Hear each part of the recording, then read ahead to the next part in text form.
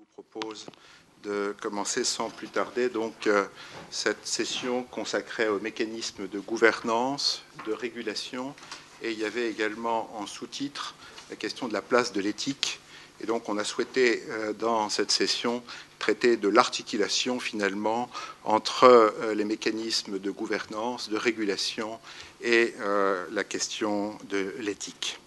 Alors quand on m'a sollicité pour être le modérateur de cette session, j'ai eu une double interrogation pour tout vous dire. La première n'a pas disparu, c'est sur ma compétence. Qu'est-ce qui fait que je suis modérateur de cette session? Parce que les mécanismes de gouvernance, je n'en suis pas spécialiste. La question de l'éthique, je ne suis pas philosophe. Et les questions de régulation m'interpellent, mais plus sous l'angle de la régulation bancaire, qui est un peu d'actualité actuellement. Alors, l'interrogation demeure, je le confesse. La deuxième interrogation est sans doute plus fondamentale. Finalement, comment penser la question de l'articulation entre la gouvernance, la régulation d'un côté et l'éthique de l'autre. Et c'est vrai que cette question, pour tout vous dire, m'a vraiment interpellé ou tarabusté pendant un certain temps, puisque je pensais qu'elles appartenaient à des ordres fondamentalement très très disjoints. Si je prends par exemple la question de l'éthique me semble clairement relever de l'ordre de la morale. Et cet ordre de la morale me semble structuré selon des valeurs qui sont des valeurs de bien ou de mal, de bon ou de mauvais. Qu'une entreprise finalement pollue son environnement, tout le monde sera d'accord pour considérer que c'est mauvais. Que cette même entreprise ensuite choisisse de retraiter finalement ces déchets, effectivement on conviendra que c'est plutôt une bonne chose. C'est ce que j'appelle là ici l'ordre de la morale ou l'ordre de l'éthique. Et à l'inverse, la question ou les questions de gouvernance ou de régulation me semblent relever d'un ordre complètement différent que j'appellerais l'ordre technico-scientifique. Et cet ordre technico-scientifique est tout simplement structuré selon ce qu'il est possible de faire ou de ne pas faire, tout simplement. Et une entreprise peut à nouveau choisir d'ouvrir plus ou moins son conseil d'administration. C'est purement de l'ordre de la décision. Bien, on est donc finalement avec l'éthique d'un côté, les questions de gouvernance, de régulation de l'autre, dans des ordres qui apparaissent a priori terriblement disjoints. Alors, la question m'est venue de dire, mais faut-il articuler ces ordres et si oui, comment? Alors, sur la première question, faut-il articuler ces ordres? Je pense qu'effectivement, il le faut. Car si l'ordre technico-scientifique est complètement soumis à l'ordre de la morale, le risque couru est tout simplement celui de l'angélisme. Et je suis navré, mais les bonnes intentions, vous en conviendrez, créent rarement finalement de la valeur et de la richesse. Et puis à l'inverse, si l'ordre moral est totalement soumis à l'ordre technico-scientifique, à ce moment-là, le risque couru est celui de la barbarie libérale, et l'homme, là, ici, serait très, très nettement oublié. Et donc, je crois qu'il y a véritablement lieu d'articuler ces deux ordres. Alors, j'ai limité ma contribution à la réponse à cette première question, sachant que mes collègues ici présents, qui sont nettement plus spécialistes que moi, pourront répondre à la question du comment. Comment articuler ces questions d'éthique d'un côté et de régulation de gouvernance de l'autre. Et donc, c'est pour ça que je vais leur céder la parole, et peut-être avec un ordre particulier, demandant d'abord à Jean-Paul Flipeau, puis à Philippe Gillet de situer finalement les enjeux éthiques dans leurs disciplines respectives, qui sont le marketing et puis la finance, pour Philippe Gillet. Et puis ensuite, je solliciterai Peter Wirtz, afin que Peter Wirtz nous dise finalement quel est le degré de diffusion du discours éthique, quel est son degré d'institutionnalisation. Et puis finalement, derrière cette diffusion du discours se posera la question des faits. Est-ce que les discours sont effectivement suivis des faits? Et ça sera là le tour finalement de Gilles Guilleux que de répondre à ces questions. Alors voilà, je vous remercie infiniment et je cède tout de suite la parole à Jean-Paul Flipeau pour qu'il nous situe les enjeux éthiques dans le champ du marketing. Je crois que les règles sont de 10-15 minutes, une quinzaine de minutes par. Oui, il y a une belle horloge juste devant là. Faut pas que je la pousse de trop parce que. Bonjour à toutes et à tous. Bon, j'avais préparé un exposé et puis après j'ai stabiloté ce qui me paraissait le plus important vu le temps qui nous est imparti. Donc je vais essayer de contenir tout ce que j'avais à dire dans ce que j'ai considéré en deuxième instance comme étant le plus important. La première chose que je trouve importante à dire, c'est que je m'étonne d'être dans l'après-midi de cette journée, cet après-midi étant les enjeux de demain. Alors je m'en étonne parce que, étant professeur émérite à EM Lyon, ça fait 25 ans que je me pose la question de l'éthique dans le marketing. Donc ce n'est pas vraiment les enjeux de demain. Pour moi, c'est les enjeux d'aujourd'hui, les tensions d'aujourd'hui et les tensions d'hier qui ne sont pas résolues. Donc première petite remarque. Bon, je suppose que ce n'est pas très important, mais quand même, ça n'est pas un sujet ni de demain ni d'aujourd'hui. C'est un sujet qui est intemporel. Deuxième remarque, c'est un sujet, comme vous le savez tous, très difficile, puisque lorsqu'on signifie que quelque chose est du domaine du marketing, dans le langage courant, en général, on veut dire par là que c'est de la tromperie, que c'est de la daube, que ça ne vaut pas grand-chose, etc. Donc je me suis attelé à un sujet qui est quand même très très difficile à traiter. Et c'est pour ça qu'il faut quand même quelques décennies pour s'en sortir. Troisième remarque que j'ai mis en jaune, c'est... donc le professeur Lobet a fait le lien entre morale et éthique. Moi, ce que je voulais, c'est compléter par la question du lien entre le cadre juridique et l'éthique. Pour moi, entre les deux, je dirais entre la législation et la question éthique, il y a un lien direct. Et d'ailleurs, la plupart du temps, la réflexion législative porte à propos d'enjeux éthiques qui ont déjà été débattus par des citoyens et qui finissent souvent par devenir effectivement un cadre législatif, c'est-à-dire des lois. Donc moi je dirais que le premier degré de la réflexion éthique, c'est déjà pour une entreprise de suivre la loi. Parce qu'il y en a beaucoup qui ne les suivent pas, simplement parce que par ignorance ou par volonté délibérée ou parce que ça ne les arrange pas. Et je trouve que c'est ce lien entre les deux. D'ailleurs, souvent, on interchange les deux sujets sous la même étiquette éthique. Lorsqu'on parle de la loi NRE, par exemple, souvent on dit c'est un sujet éthique, alors en fait c'est un sujet législatif, mais qui porte typiquement sur un sujet éthique. Voilà, donc je vais pouvoir commencer mes diapos.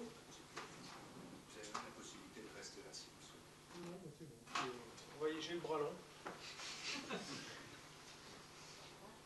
Voilà, alors ça, je commence par le grand classique du marketing. Donc qu'est-ce que c'est, sur quoi portent en fait les enjeux éthiques du marketing traditionnellement, et ce sur quoi je réfléchis depuis un certain nombre d'années, c'est sur les techniques de marketing proprement dit, c'est-à-dire le fait de vendre un produit sur un marché au travers d'un circuit de distribution, selon une stratégie articulée autour de positionnement et ciblage. Tout ça fait l'objet d'analyses, notamment la vente. On sait très bien que l'image des vendeurs est très mauvaise. Pourquoi ? Parce que souvent, la manipulation de l'acheteur est quelque chose de nécessaire pour arriver à ses objectifs de vente. Bon, la manipulation des prix également, on connaît ça. La question de la distribution, des rapports de force entre distributeurs et fabricants, tout ça est connu aujourd'hui. Alors si je rappelle ça, c'est pas pour le développer, c'est en fait pour dire surtout que les enjeux éthiques du marketing se sont formidablement élargis ces dernières années. Et en fait, c'est ce qui manque là dans la diapo qui est intéressant pour mon propos aujourd'hui. Donc il y a tout d'abord un premier élargissement qui est un élargissement au niveau de la filière économique proprement dite, c'est-à-dire que la fonction du marketing, c'est d'assurer une certaine image, une certaine crédibilité, une certaine éthique à l'offre, mais non seulement pour ce que fait l'entreprise, mais également pour son agir en dehors de ses frontières, notamment en amont, donc sur le choix des fournisseurs, et en aval, sur, je ne sais pas si c'est très lisible, sur non seulement le fait d'acheter pour un consommateur, mais d'utiliser, de recycler, etc. Donc tout ça fait partie aujourd'hui, donc élargissement vertical de ces enjeux. Et j'ajouterai d'autres élargissements qui ne figurent pas sur cette diapo. C'est d'abord le fait que la fonction marketing qui est très lié évidemment à la fonction communication de l'entreprise. On lui demande à cette fonction de défendre l'image de l'entreprise tout entière. Alors non seulement la filière économique, mais en plus l'image de l'entreprise tout entière, parce que ça passe par la politique de communication, par la fonction marketing est face au grand public, c'est celle qui est face au grand public, et qui donc est chargée de défendre cette image, donc y compris va couvrir les questions financières, va couvrir les questions de production interne, va couvrir les questions de GRH aussi. Donc tout ça, c'est une ampleur nouvelle et énorme. Voilà ce que je voulais dire sur le premier point qui était sur l'élargissement en fait, des responsabilités de la fonction marketing par rapport au grand public. Maintenant, je vais passer aux enjeux éthiques proprement dits, c'est-à-dire une manière de les classer par ordre de gravité actuel ou potentiel. Alors, par ordre de gravité, puisqu'on parle en fait de bien et de mal, comme vous l'avez dit tout à l'heure, donc sous-entendu de bien public ou de mal public, tout ce que l'entreprise et son influence peut exercer au niveau de la société. Et ce sont des enjeux, évidemment, des risques qui n'ont pas tous la même valeur. Et vous allez comprendre tout de suite ce que je veux dire par là, puisque je vais commencer par les plus graves. Pour les plus graves, on en parle, c'est un thème d'actualité. C'est écrit encore dans les Échos aujourd'hui. Voilà, si vous avez pris le journal, c'est marqué tout en haut à gauche. Le choc financier menace la lutte contre la faim. Donc les enjeux, on parle de besoins lorsqu'on parle de marketing. Que je sache. La première leçon en marketing, c'est dire qu'il y a des besoins humains qui existent et la fonction marketing est faite pour répondre à ces besoins. On a dit là l'essentiel du message finalement et de la légitimité du marketing. Donc les besoins essentiels, qui sont évidemment les besoins de survie, en l'occurrence au niveau mondial, aujourd'hui tout le monde sait que malgré que les discours d'intention existent depuis des années et des années, eh bien, il y a encore extrêmement peu de réalisations qui sont faites pour faire face à ces besoins essentiels de l'humanité.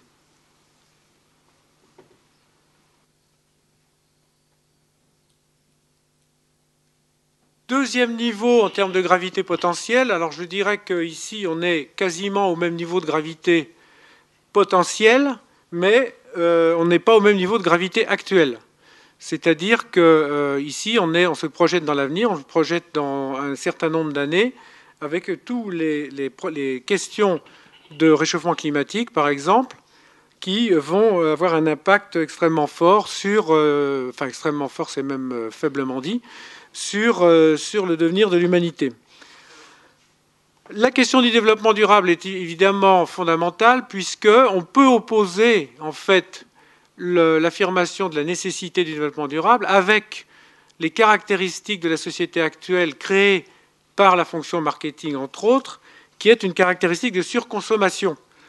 Le marketing est une fonction qui fonctionne bien, enfin qui obtient des résultats lorsqu'elle cultive la surconsommation. Donc on a ici tout simplement une opposition de principe.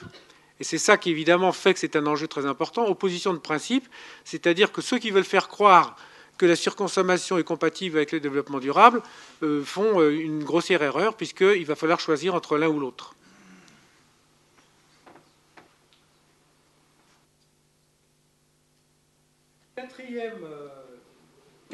Troisième ligne, les influences sociétales et morales. Alors ça, c'est un grand débat encore. Je pense qu'il y aura encore des colloques sur cette question-là, à savoir est-ce que l'entreprise peut-elle fonctionner indépendamment, disons, de considérations morales sur l'entreprise, sur la société, comme vous l'avez dit tout à l'heure. Est-ce qu'elle peut fonctionner à la Friedman, ou alors est-ce qu'elle a véritablement un impact sur la société? Alors moi, ma position est évidemment la seconde, à savoir que 1000 signes montrent que l'entreprise en fait a une influence morale sur la société, même si elle ne le dit pas, à savoir, et notamment la fonction marketing qui en fait est chargée de remplacer en quelque sorte les grands mythes, les grandes mythologies, l'ancien enchantement du monde, remplacer tous ces facteurs ayant vécu dans les siècles passés par un nouveau monde qui est le monde de la consommation et qui repose en fait sur cette société consumériste. Donc pour moi, il n'y a pas de question. Il y a une influence réelle. Et c'est évidemment ces influences sociétales et morales qui sont critiquées aujourd'hui. Cette société de consommation, évidemment, qui est dénoncée depuis 40 ans, tout juste. Et donc, ce n'est pas non plus des enjeux de demain, comme vous le voyez.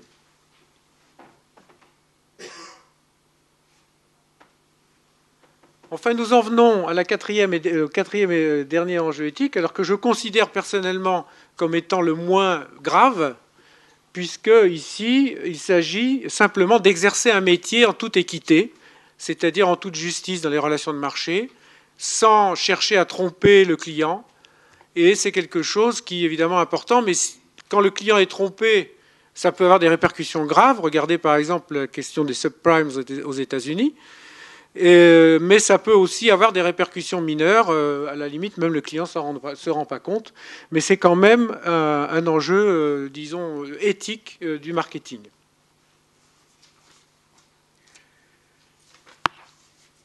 Voilà, alors je vais passer maintenant à un troisième élément.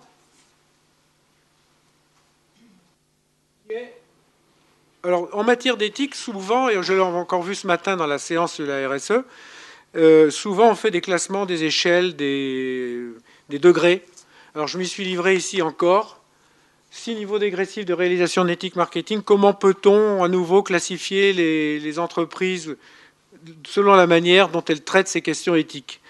Alors, de par mon expérience à la fois d'enseignant et de consultant, donc j'ai pu constater en fait empiriquement comment on pourrait classifier ces entreprises. Alors au premier rang, je dirais, c'est-à-dire donc le niveau le plus accompli en quelque sorte, c'est la question des convictions ancrées, éthiques allant de soi. C'est-à-dire ce sont des chefs d'entreprise ou des marketeurs qui ne pourraient pas travailler autrement qu'avec une dimension éthique. Autrement dit, la question ne se pose pas pour eux.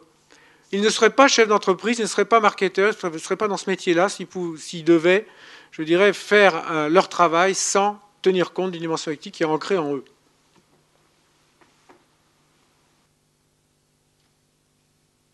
Le deuxième niveau, c'est une forte attirance, recherche d'opportunités, c'est-à-dire qu'il y a effectivement non pas des attentes ou une volonté manifeste au départ, mais il y a à un moment donné, de par un certain nombre d'événements, eh bien, le chef d'entreprise ou le marketeur est amené à prendre une position qui est une position éthique et qui va devenir un élément central de sa politique. Alors je vais me permettre de prendre 2 petits exemples. Je pense que c'est important quand même d'avoir des exemples concrets. Donc je vais prendre l'exemple d'Adia et l'exemple de Botanique. Donc Adia est le 4e réseau français de travail temporaire, 440 agences, 3 000 recrutements en 2007, 44 000 intérimaires. Et vous avez peut-être remarqué les campagnes de publicité d'Adia, prévention et lutte contre les discriminations. Depuis 8 ans, Adia s'engage à promouvoir la diversité et en a fait un axe majeur de leur stratégie. Il s'agit d'un combat qui est totalement légitime, qu'elle conjugue 3 facteurs clés. La lutte contre des préjugés tenaces, 2, l'incitation des clients entreprises au respect de la loi, qui en France est très claire et précise, qui est donc le premier degré de l'éthique, mais qui est en moyenne peu suivi des faits. Et enfin, le 3e facteur clé, c'est la performance, puisque le discours d'Adia consiste à dire que la discrimination, en fait, revient à se priver de talents qui seraient extrêmement utiles à l'entreprise cliente. Autrement dit, on s'automutile en quelque sorte, littéralement, en se privant de talents sous le prétexte que les gens qui portent ces talents sont des gens qui ne sont pas présentables. Je prends cet exemple-là simplement parce que je connais les dirigeants d'Adia.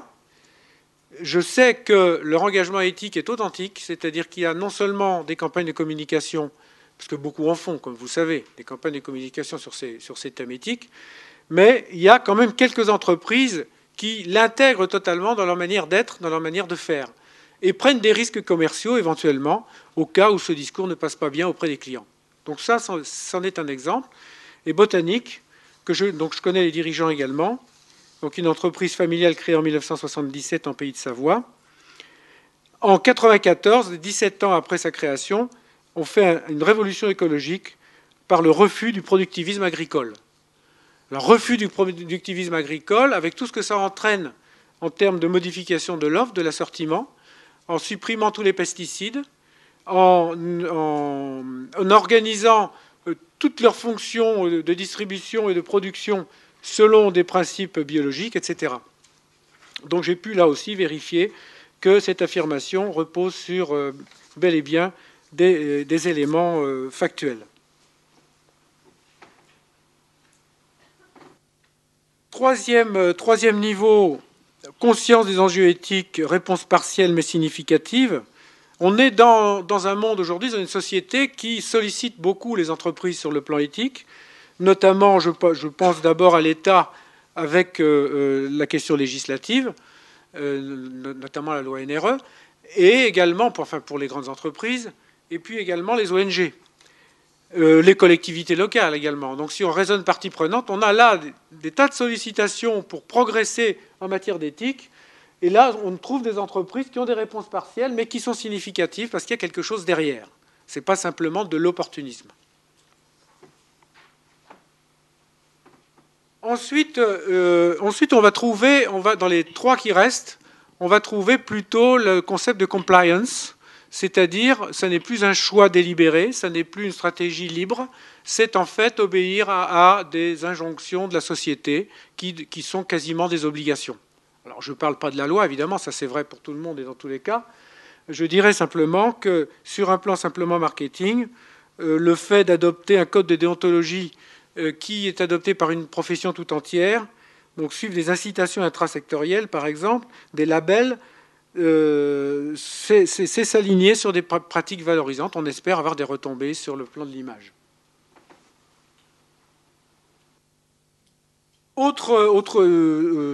Cinquième niveau, mais qui est assez proche du précédent, c'est s'aligner sur des pratiques attendues par les clients, notamment la fonction marketing, avec toutes les certifications qui sont en fait exigées par les clients pour pouvoir obtenir des marchés. Et on va faire en sorte d'obtenir ces certifications dans un but purement instrumental. Et enfin, le sixième et dernier niveau, c'est ce que j'appelle ici les combats perdus contre la société, c'est-à-dire des entreprises qui, fort de leur certitude, je dirais, managériale, technique, etc., tentent de combattre dans des enjeux éthiques, dans des causes pour lesquelles ils ont des arguments forts, mais qui se trouvent en but avec soit l'État, soit des ONG, soit d'autres types de parties prenantes. Et je prendrai comme exemple, qui est un exemple archi connu depuis 2000, qui est la lutte des laboratoires pharmaceutiques pour la défense du droit de propriété, au déni évidemment de la santé de millions de gens, et notamment d'Africains. Et puis la lutte des alcooliers également contre le contrôle routier sévère. Donc c'est un travail de lobbying qu'ils font et qui est assez représentatif de beaucoup d'industries qui font un travail de lobbying auprès de l'État pour résister absolument à l'avancée des choses. J'ai quasiment fini. Je vais quand même mettre une petite conclusion.